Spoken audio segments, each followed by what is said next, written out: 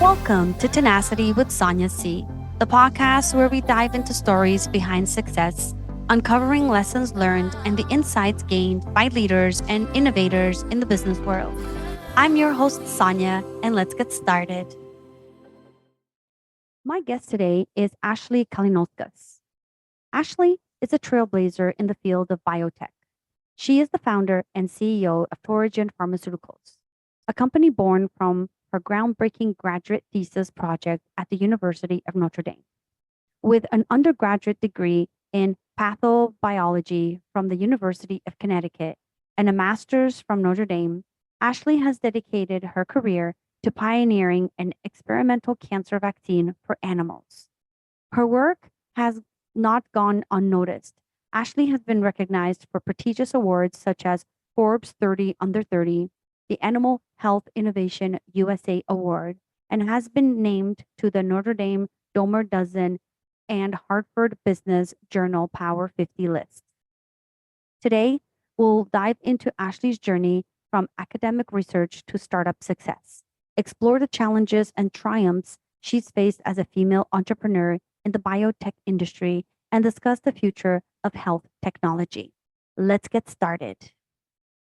Hi, Ashley. Welcome to the show. How are you today? I'm doing well. How are you? I'm good. Can't complain.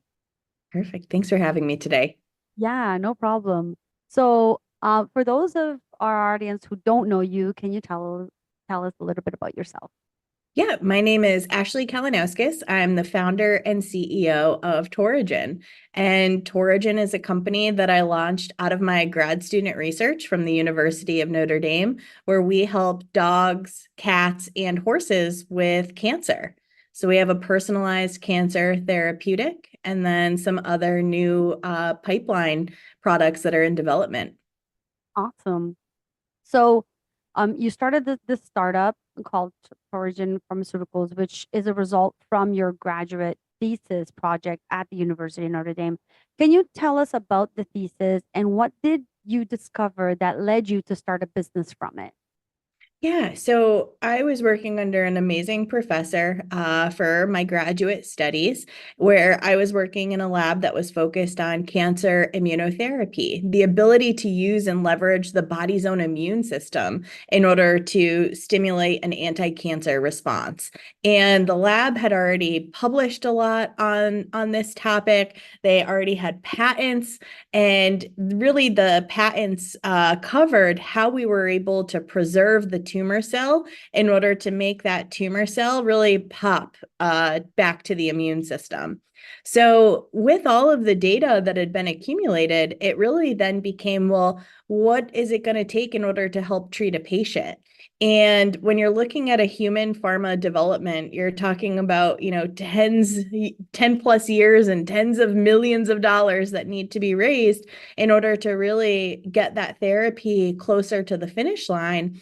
And that's when the veterinary opportunity really came to us, where millions of pets are diagnosed with cancer each year. A lot of the cancers that dogs get are similar to the cancers that humans get.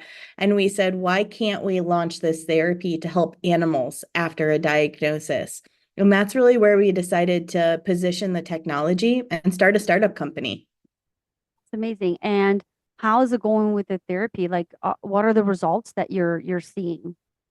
Yeah, so we've been, really working on it, and we launched the company. We built out our lab. We built an amazing team. So in addition to PhD researchers, we also have veterinarians and board certified veterinary oncologists on our staff. We've been able to showcase that this therapy is extremely safe, and we have published research for dogs, cats, and horses showing the safety. We also have published efficacy data for dogs after a diagnosis with hemangiosarcoma, which is one of the most aggressive cancers that we see in veterinary medicine, showcasing an equivalent survival compared to maximum tolerated dose chemo. We have additional data for mast cell tumors. So, we're able to treat really any solid-based tumor that's been surgically excised and submitted into our lab with a really safe therapeutic approach that aims at increasing that pet's overall life and time that they have with their families. And what's the quality of life for the animal? I think that's the major draw of our therapy. By being able to utilize immunotherapy, what we aim to do is we take a portion of the patient's own tumor that gets submitted into our laboratory. And once it comes into our lab, what we do is we isolate out the tumor cells. And then we preserve them in a specific way so that when it's presented back to the immune system alongside a specific adjuvant to really help everything be presented nicely, we can have a really robust immune response that kind of leads to this anti-cancer potential.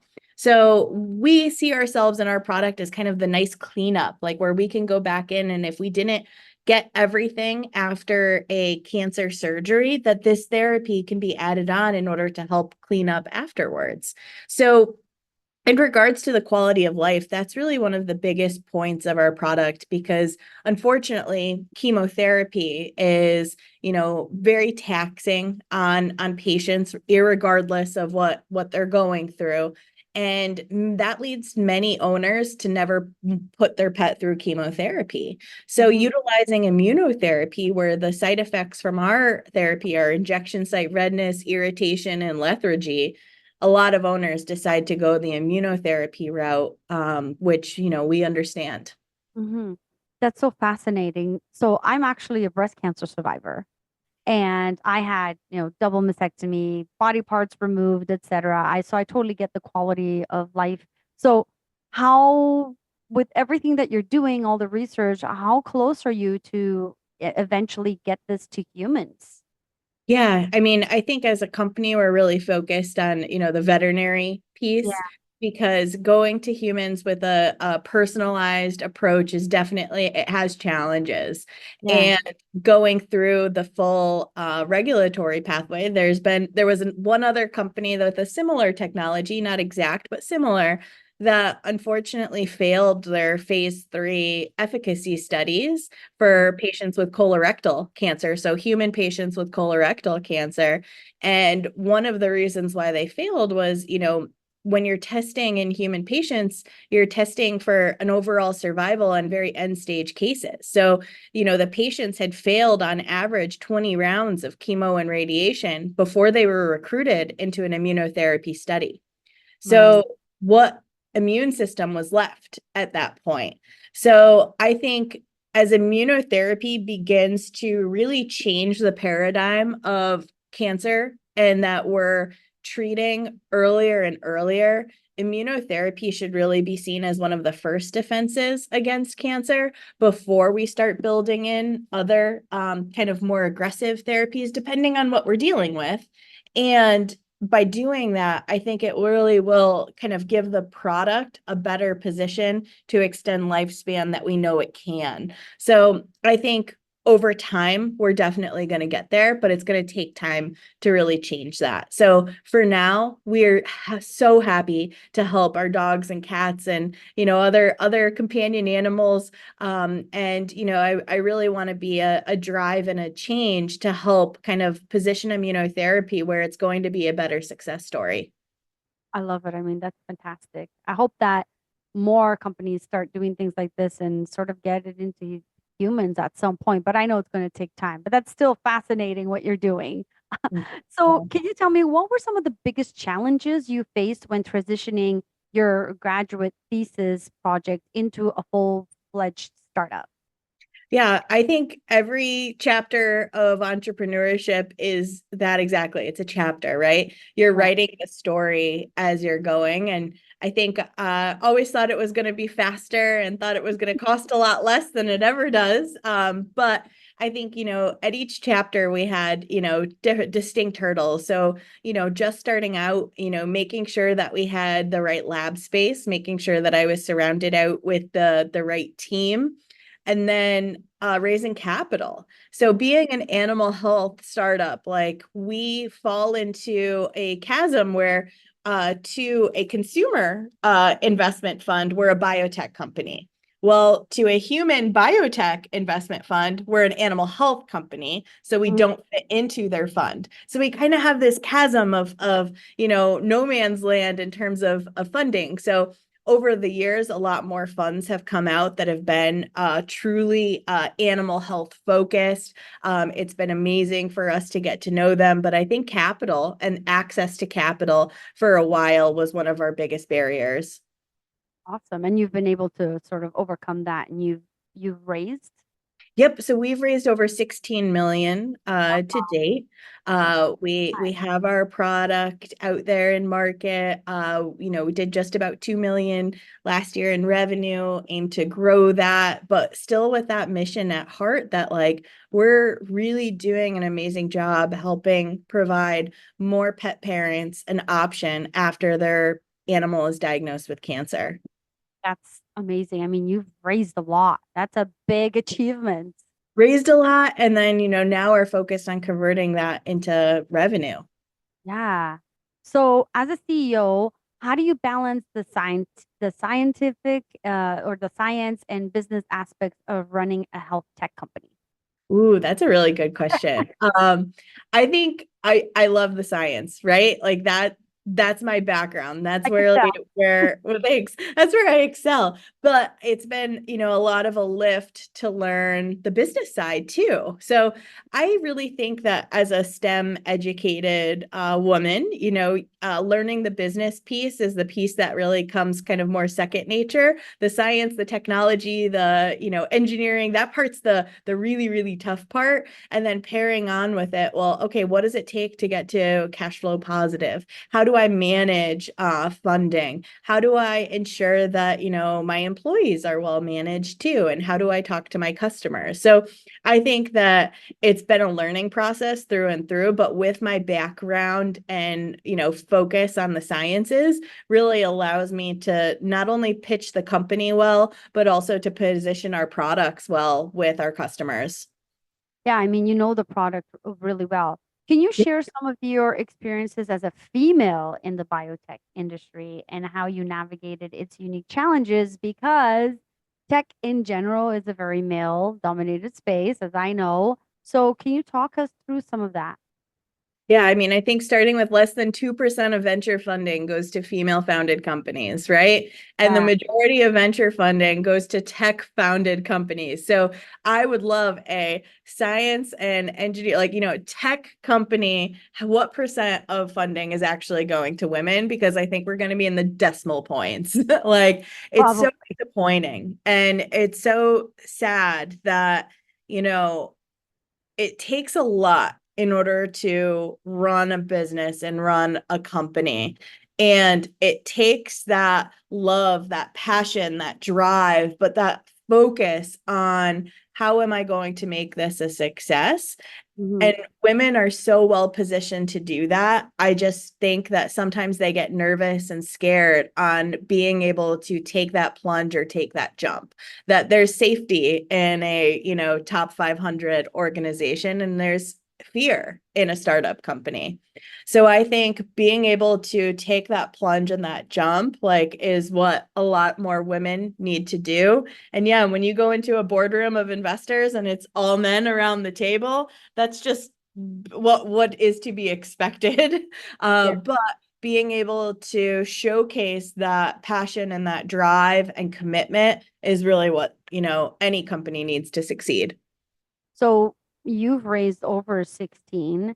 That's that's massive. What were some of the things that you did when you were walking into a room full of male VCs that made them feel like it didn't matter if you were a woman?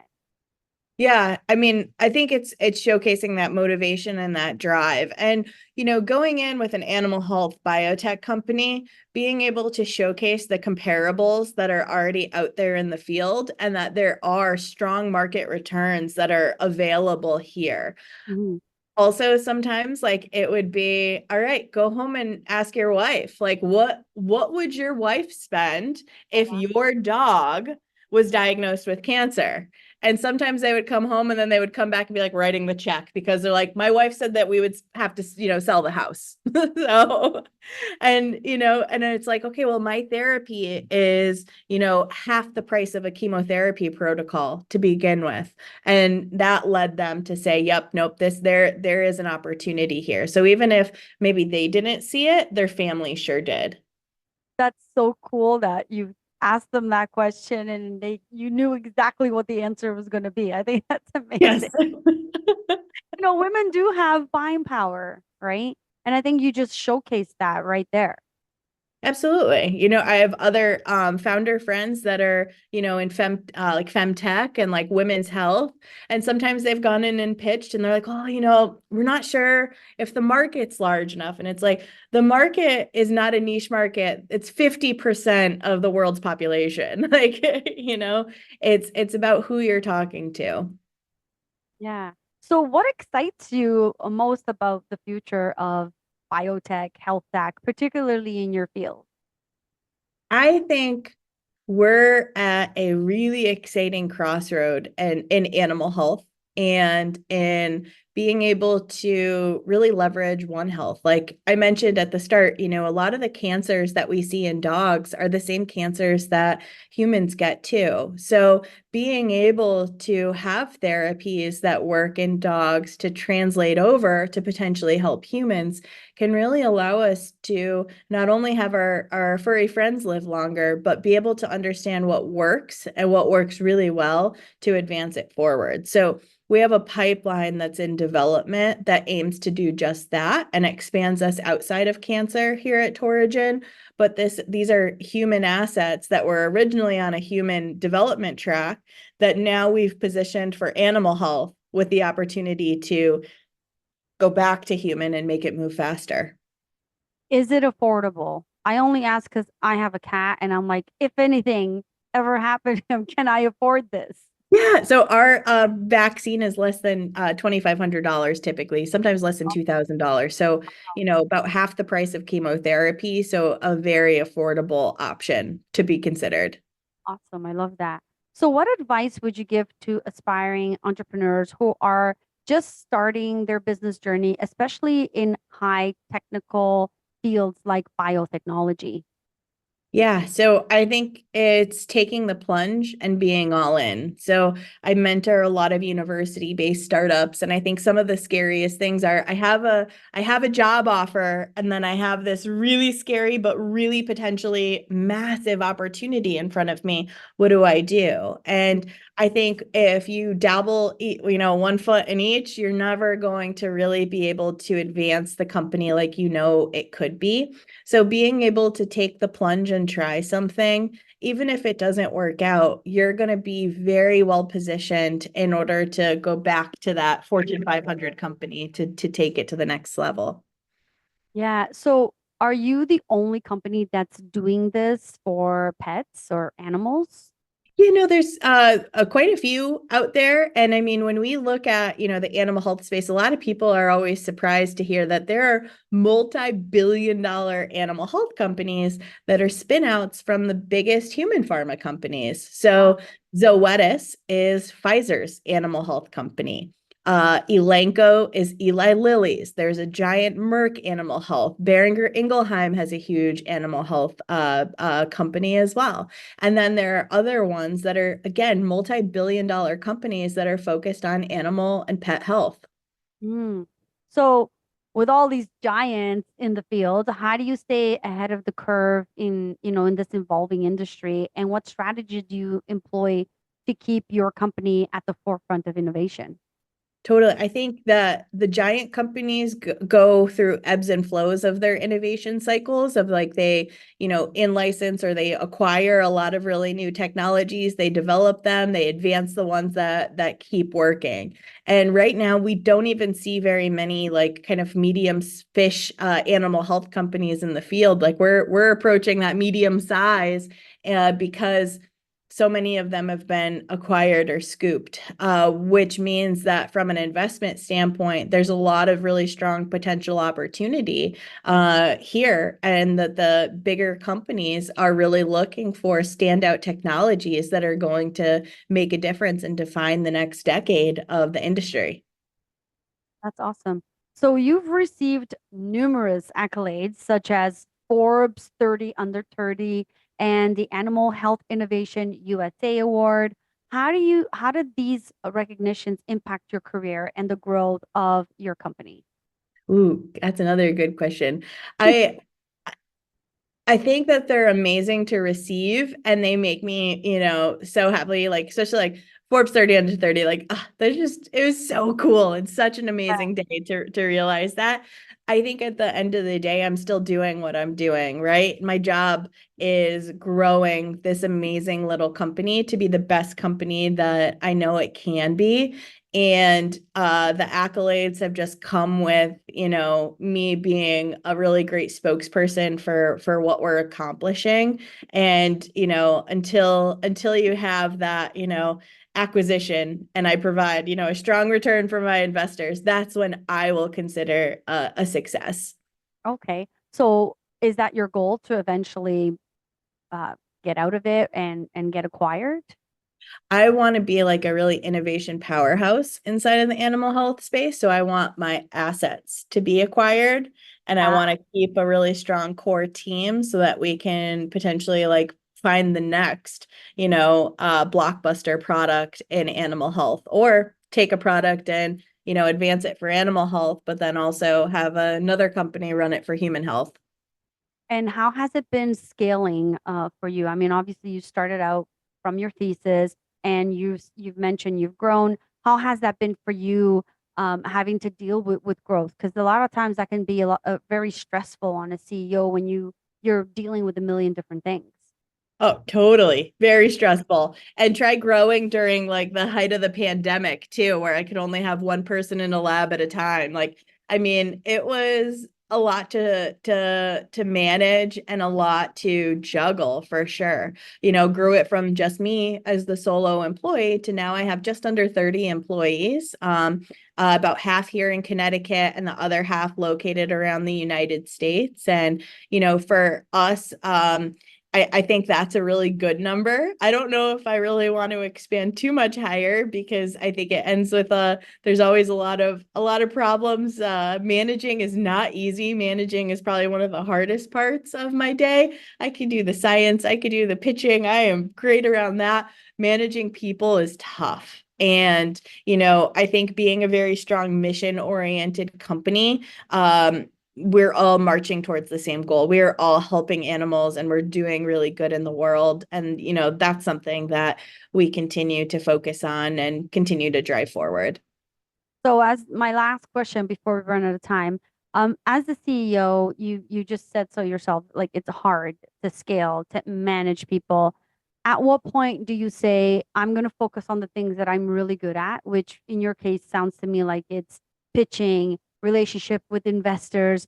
At what point do you say, I'm going to bring someone in to take care of those things that are just really occupying my mind and causing me unnecessary stress?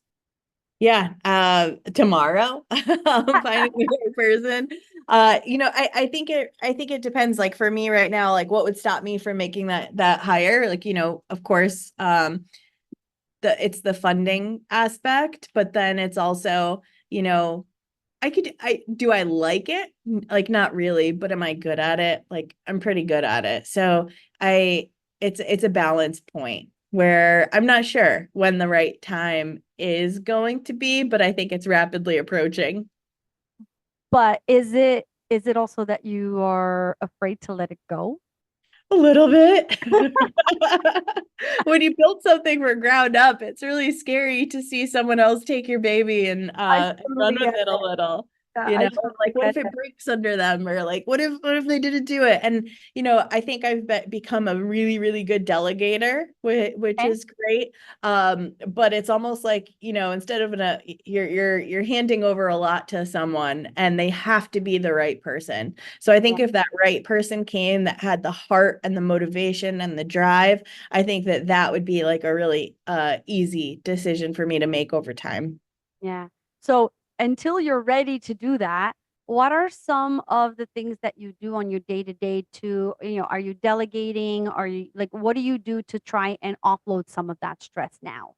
Oh, absolutely. It has to be a delegation, and it has to be making sure the team around you is the right team in order to move things as fast as you can. So, I've had some amazing team members that, unfortunately maybe no longer fit in the next chapters of the story. And that's okay to recognize in order to bring on that next person who is kind of more in a scale and in a growth mindset versus like the building innovation mindset that you need at the start. So I think being able to recognize that, here's my new chapter and my new team that takes that chapter forward is imperative. Yeah.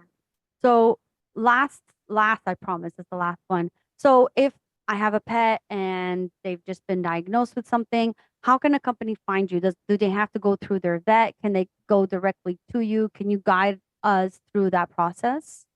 Yeah, we like to be that guiding light, because unfortunately so many times a pet owner doesn't know where to start. So if your pet has recently been diagnosed with cancer, you could feel free to reach out to us at torigen.com.